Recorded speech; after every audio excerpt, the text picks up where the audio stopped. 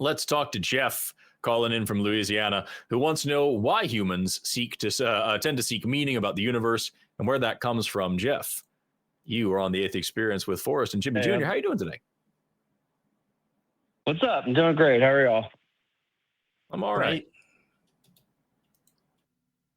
Cool. So, yeah, I grew up, to give a little backstory, I grew up in a religious household. I've been deconstructing for a number of years, and thanks to everyone in this whole space that helped do that. I really appreciate it. And I started reading the book Sapiens, and they were talking about how humans, like, they think that part of why we may have evolved to be kind of the most dominant species on the planet is because of our adaptation of fire and being able to use fire. And then it got me thinking that, like, maybe it's built into being human to be curious about things and to try and understand how they work. And I was thinking, if we had hundreds of thousands of years, I think maybe 100,000 years of evolution, not exactly sure on the time frame there, but like of kind of doing that, it would make sense that we would become a species that is super curious about how things in the world work. And then that might lead to questions like, where did everything come from? Why are we here? What's the meaning and purpose? Maybe that's how religions evolved. And I was thinking that, like, I think Dawkins actually said that the question of, like, what's the purpose of the universe doesn't really make sense. It's kind of just like, it's not a real sensible question. So anyways, I'm curious to get y'all's thoughts on, does that theory make sense? Do you agree with it? Do you disagree with it? Do you have a different perspective? No, Jimmy, do you got to go first? Sure, I can do that. Well, you put me on the spot here a little bit, Jeff, because I'm here with an evolutionary biologist who's studying his PhD, and you want me to talk about, you want me to talk about the evolution of human beings, but I will give it my best one and let Forrest tear it down. So, first of all, Sapiens. I did read Sapiens. I thought it was a very well-written book. A lot of good concepts in there that I found helpful to understanding some things. I do want to caveat that with, excuse me, there is a lot of critique about that book that maybe the author didn't specify certain concepts well enough. Maybe he wasn't well-versed enough to be able to speak intelligently to certain things in there. So I want you to take it with a grain of salt that, of course, in any situation when somebody is able to put forth their ideas on how mankind or humankind, came about, it's susceptible to be torn down a little bit. I think that human beings are, and when I say they're social creatures, I think that we tend to identify with a group because of the old concept, the tendency, maybe the innate need and instinctual desire to have safety in numbers. And so we form these little tribes, these little in-groups, right? I think there was a time in human history where the in-groups were small. There were a lot less people. There was a lot more land. And there weren't that many things for us to do. We wandered instead of settling, right? So things got smaller. And then things got things were smaller, like our scope was smaller. As it got more complex, as we grew in number, I think the tribes grew and started to compete a little bit more, probably a little bit more violently. And that old saying, knowledge is power, I think is applicable there. I think that humans, in conjunction with their need to be the most powerful tribe or the need to have all the knowledge, on a very base level, I'm talking, probably want to have all of the answers. And when they don't have them, they make stuff up. And then they use that institution that they've created to control the rest of the population. I think generically speaking, that is what we can see. Now, there are also very honest and very non-threatening people who also want knowledge, who want to do good for the rest of the tribe, the rest of the species, et cetera. And so there is an ambiguity there, but us being curious is probably linked to our need to survive and our desire to just have the power where it benefits us. And so that's where I would top off my ability to speak to that subject. I'll kick it over to Forrest. I think there's you hit a lot of nails on a lot of heads there, and like what I think is really interesting about it is when you look at I'm gonna go outside of what I know and then closer to what I know. But like starting from the outside, because it's not my area of expertise. As far as I remember, religions tend to start like the earliest, kind of things is very much to do with like the sun and light and warmth and protection and all these things that come with the sun. And then you get like hunting coming in, food and whatnot. And then you get like fertility coming in. You see all these images of very busty, very curvaceous women being drawn and like all these things. And you kind of have this like systemic or systematic growth of religious belief.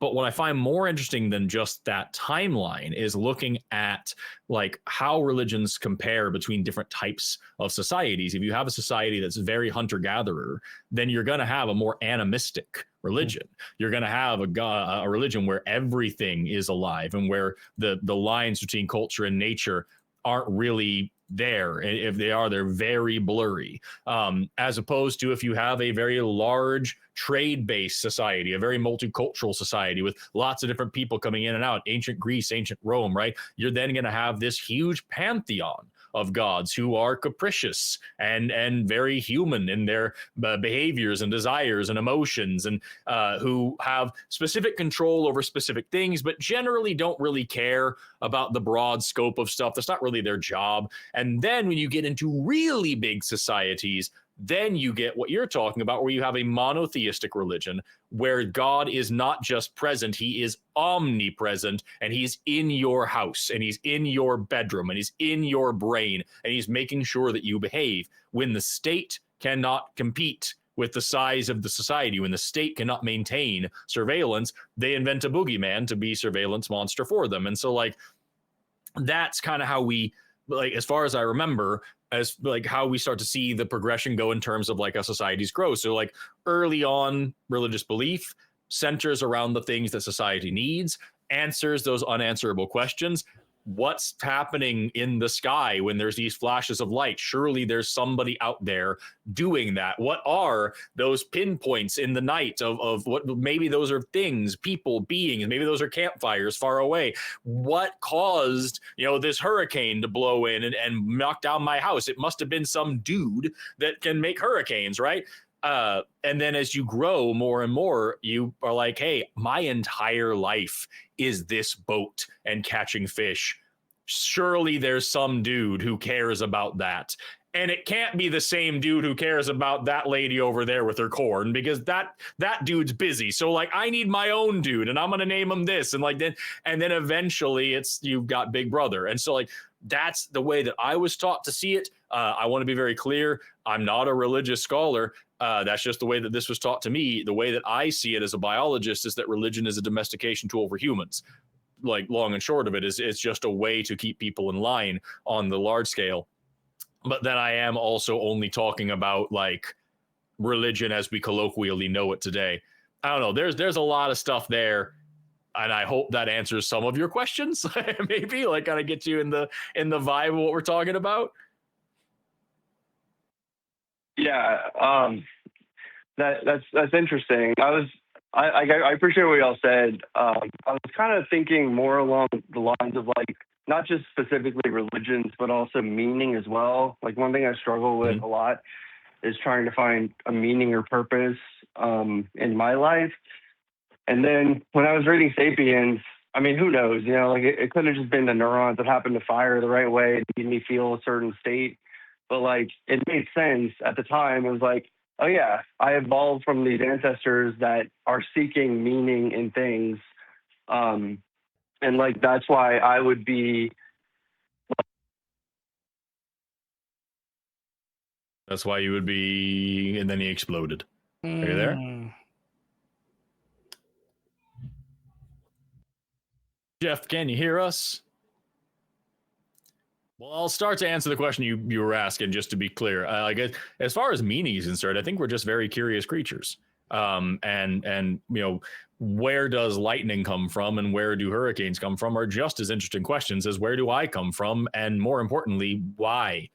And when you are very early on in your life, either as an individual or as a society or as a species, you're very early on, you don't have a lot of critical thinking faculties, and you don't really know how logic works. And so you do this whole post hoc ergo propter hoc thing where you're like, all right, I prayed this way and then the sun came out. That must have, this must have worked, right? And maybe there are other associations that we don't know. I met one guy really quick that a little while ago that I don't have any evidence for this. I'm not saying this is true, but I thought it was a really funny thing that he was talking about. He said, when you're starting a fire, you have to get down on your hands and knees and blow at it, and that looks a lot like praying. And maybe that was like a thing that and I thought that was a really clever way of thinking about it. Again, not saying that's true at all, no evidence for that whatsoever. It's just interesting to think about, like, earlier on, when we're talking about where these folks got their ideas, ask a child why they believe in fairies whenever their toys disappear, why they believe in a boogeyman under the bed, why they believe in anything else, because they don't have those critical thinking faculties. And it took a little while for humans to develop those things as a whole, for us to learn not just what to think, but how to think, for us to develop philosophy and logic and science and all this stuff that went back and answered the old questions that we were able to answer with dogma and faith and assumptions. It's often said that religion was our first attempt at science, and because it was our first, it was our worst. So we answered those big questions. Where do tornadoes come from? Why are we here? Where does the sun go at night? We answered all of those questions. They weren't good answers, but they were answers because we're curious things. And when it came to meaning, they were the same answers. Why am I here? Why did something bad happen to me? Why did I meet my wife? Why did I have no children? Why did my house catch fire? Why did I find a coin on the ground? Because some guy wanted it to happen, was the answer all the time. Because you've been good. Because I prayed properly. Because I sacrificed properly. Because whatever. We found reasons to justify these things and to find meaning for ourselves. And now we're at a point where we're lucky enough to go back and deconstruct from those things and find real meanings and real answers.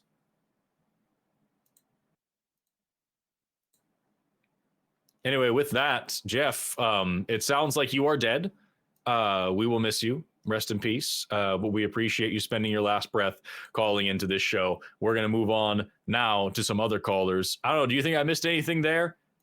No, I don't. I thought that was great. And I really liked your explanation of people creating gods out of the things that were important to them.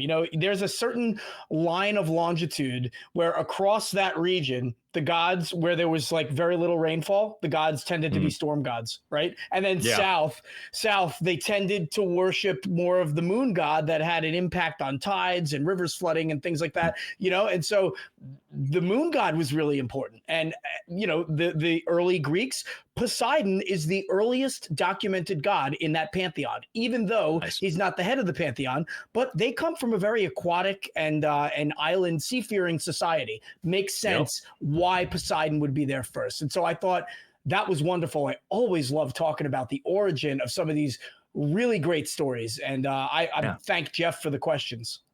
It was a lot of fun. And again, I want to stress, like, there are people who actually study this shit. What I'm saying is just parroting from what I've learned from then. I'm a biologist, not a religious scholar, a philosopher, anything like that. So I encourage you to look up what those folks say about this stuff.